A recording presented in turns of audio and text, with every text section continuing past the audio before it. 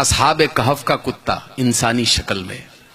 اور خواجہ حسن بصری رحمت اللہ علیہ فرماتے ہیں کہ کتے میں 10 صفات ایسی ہوتی ہیں جو ہر مسلمان کو اختیار کرنا چاہیے. پسند آئے تو دعاؤں سے نوازنا. کتا بھوکا رہتا ہے، یہ صالحین کی صفت ہے. کتا تھوڑی چیز پر قناعت کر لیتا ہے، یہ صابرین کی صفت ہے. کتے کا کوئی گھر نہیں ہوتا، یہ متوکلین کی صفت ہے. کتا راتوں کو بہت کم سوتا ہے، یہ محبین کی صفت ہے. کتا جب مر جاتا ہے تو اپنی کوئی میراث نہیں چھوڑتا، یہ زاہدین کی صفت ہے.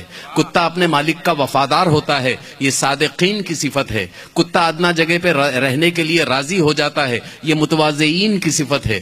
کتے کی جگہ پر کوئی قبضہ کر لے تو اسے چھوڑ کر دوسری طرف چلا جاتا ہے، یہ رازعین کی صفت ہے.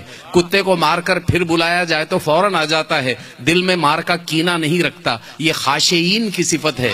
کتے کے سامنے اگر کھانا رکھا ہو،